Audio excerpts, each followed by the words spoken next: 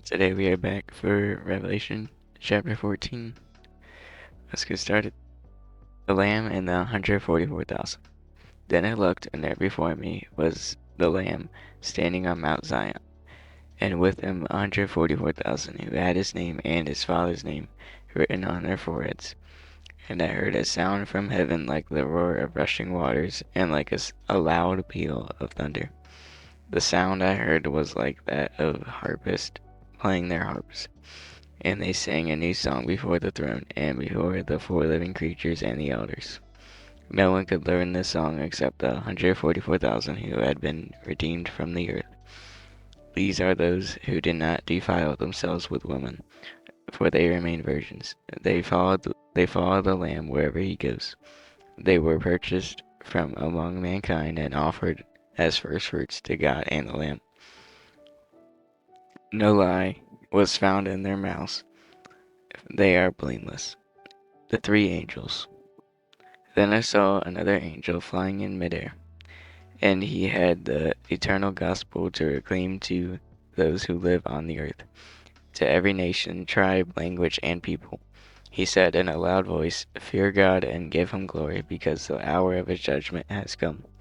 Worship him who made the heavens, the earth, the sea, and the springs of water." A second angel followed and said, "Fallen, fallen is Babylon the Great, which made all the nations drink maddening wine of her adulteries." A third angel followed them and said in a loud voice, "If anyone worships the beast in its image and receives its mark on their forehead or on their hand, they too will drink the wine of God's fury, which has been poured full strength into the cup of his wrath. They will be tormented with burning sulfur in the presence of the holy angels and of the Lamb. And the smoke of their torment will rise for ever and ever. There will be no rest day or night for those who worship the beast and its image, or for anyone who receives the mark of its name. This calls for patient endurance on the part of the people of God, who keep his commands and remain faithful to Jesus. Then I heard a loud voice from heaven say, "Write this: Blessed are the dead who die in the Lord from now on." "Yes," says the Spirit, "they will rest from their labor, for their deeds will follow them." Harvesting the earth and trampling the winepress.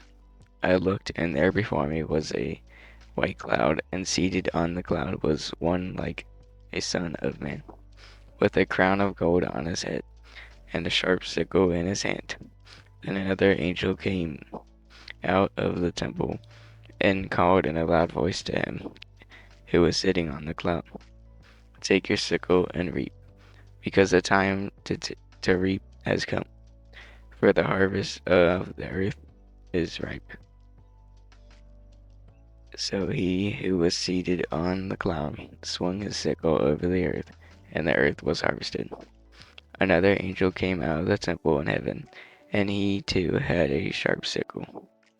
Still another angel who had charge of the fire came from the altar and called in a loud voice to him who had the sharp sickle, "Take your sharp sickle and gather the clusters of grapes from the earth's vine, because its grapes are ripe." The angel swung his sickle on the earth, gathered its grapes, and threw them into the great winepress of God's wrath. They were trampled in the winepress outside the city, and blood flowed out of the press, rising as high as the horses' bridles, for a distance of 1,600 stadia.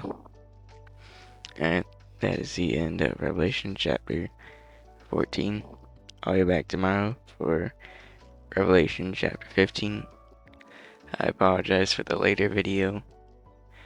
But yeah, I'll be back for tomorrow. God bless you guys. Hope you guys have a blessed rest of your day. See ya. Thank you for watching.